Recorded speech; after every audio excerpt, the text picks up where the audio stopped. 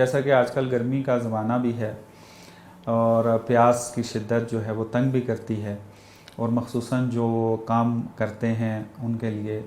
تو یہ پیاس بجھانے کے لیے بعض اوقات حربے استعمال کرتے ہیں، ٹھنڈا پانی لے کر منہ میں گھمانا شروع کر دیا اور پھر اس کو باہر انڈیل دیا جائے، تو آیا یہ اجازت ہے؟ اس سے روزہ باطل ہوتا ہے یا نہیں ہوتا؟ جی، آپ نے جو مسئلہ پوچھا ہے، اور یقیناً یہی صورتحال ہوتی ہے کہ جب گرمیاں آتی ہیں، بالخصوص ابھی تو شاید یہ والا ماہ رمضان صحیح گرمیوں میں نہیں آیا، جب بعض علاقوں میں ہو گئی ہے گرمی، بعض علاقوں میں ہاں واقعاً گرمی ہے،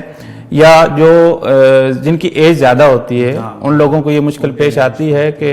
عصر کے ٹائم پہ بالخصوص جو ہے وہ حلق جو ہے وہ بالکل خشک ہو جاتا ہے، اور اس میں پھر وہ یہ سہارا لیتے ہیں کہ پانی لیا جائے اور کلی کی جائے۔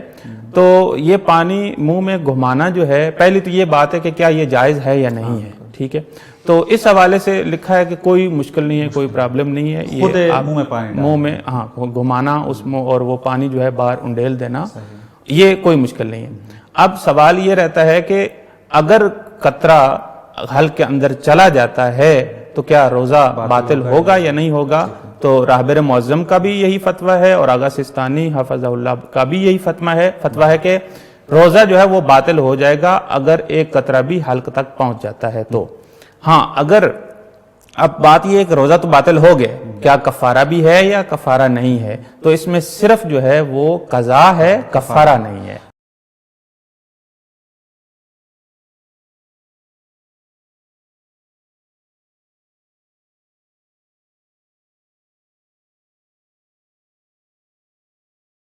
پس جس بندے نے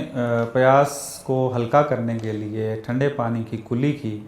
اور غلطی سے پانی، اگر نہیں، غلطی کی بات الگ ہے، کیونکہ اسے معلوم تھا پہلے سے کہ اسی کس سے جو ہے وہ پانی اندر نہیں جائے گا اور وہ پانی چلا گیا ہے، تو ظاہر سی بات ہے روزہ جو ہے وہ اس کا باطل ہے، اور کفارہ جو ہے اس کو ادا کرنا ہوگا۔ کفارہ نہیں ہوگا، بالکل کفارہ نہیں ہوگا، صرف قضا ہوگی، کفارہ نہیں ہوگا۔ بہت شکریہ۔